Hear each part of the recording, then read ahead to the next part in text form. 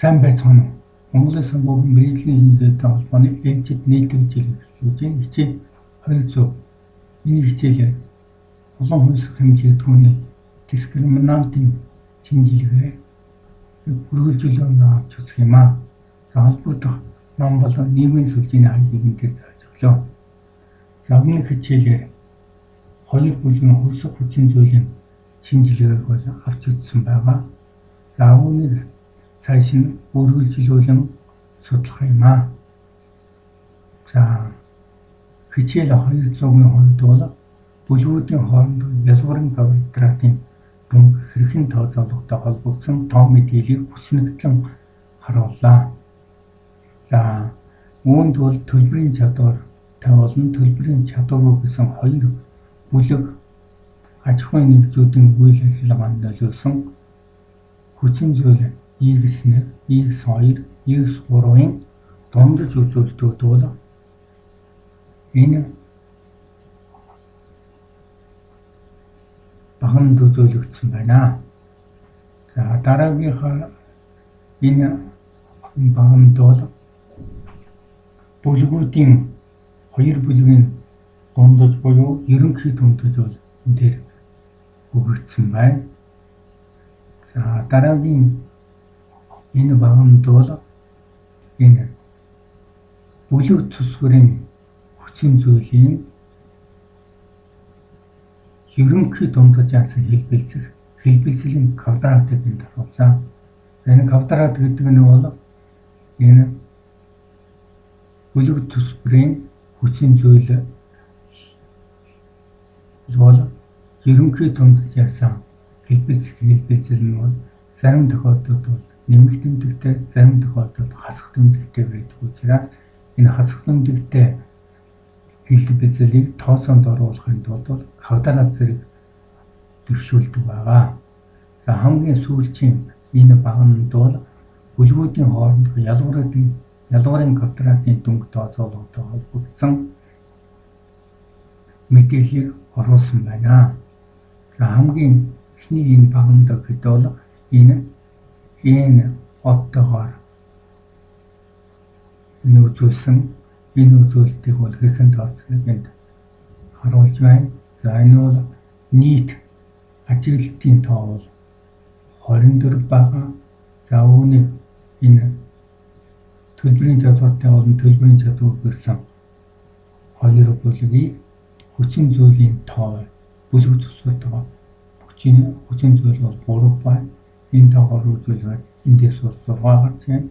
За ингээ нийт ажиглалтын тоогоо энэ бүлэг болон хүчин зүйлийн хоорондын үржүүрт хуваагаад бол эндээс 4 гарна. 4 бол энд хүчин зүйлийн дундаж бүрийн ерөнхий дундаас хэлбэлцэн квадратаар үржүүлж энэ хамгийн сүүлийн багны тоог болсон байгаа. Эдгээр тооны хаалгарын нийлбэр бол энэ дээр бичигдсэн байна. За шинжилгээг мөн үргэлжлүүлэн дараагийн шаардлагатай параметрийг бол тооцоолсон байна. За энэ нь мөрийн ялгуурын квадратын дүнг бол тодорхойлсон. За энд бол бүлгийн дундаж бол энэ дээр 17 байна. За энэ төлбөрийн чадвартай гэсэн 4 аж ахуйн нэгжтэй холбоотой тоо мэдээллийн тоон бол 204 байсан. За үүнийг 4 аж ахуйн нэгжийн 3 тооцоонд авсан хүчин зүйлийн тоохоор 304 гаруй байна. Ингээд 204 гаруй байхаар төлбөрийн чадвартай аж ахуйн нэгжүүдийн хүчин зүйлийн дундаж үзүүлэлт 17, төлбөрийн чадварынхаа 8 гарсан байна. За ингээд энэ тоон үзүүлэлт 204-өөс 96 оны 300.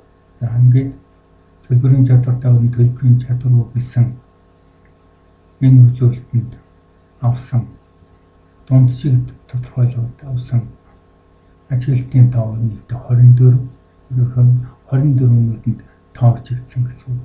За ингээд бол ерөнхий дунджий бол 12. Энэ тоог бол өмнөх тооцоололд ашигласан эндээс харж болно. За ингээд бүлгийн ерөнхий дунджийн бүлэг тус хүрээний дунджаас хэлбэлзлийн квадрат нэмжүүлчээ түүнийг дараагийн үзүүлэлт болох мөрийн ялгуурын квадратын дүнг тооцоолоход ашигласан. За энд бол энэ гэсэн тэмдэглэл байна. Дээр 2 одтой байна. За энэ бол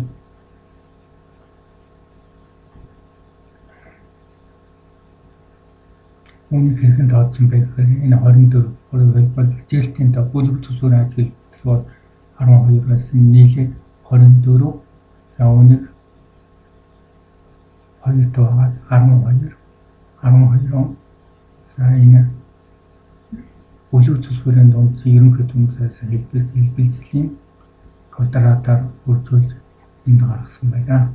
За ингээ хаалгуурын нийлбэр нь бол энэ дээр бичигдсэн байна.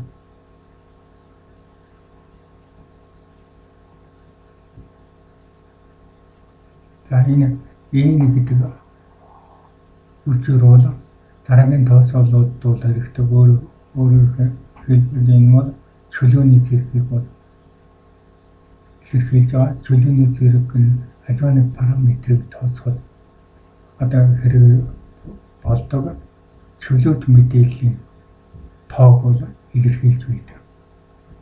За ингээд өнөөдрийн хичээлийг өндөрлөж байна.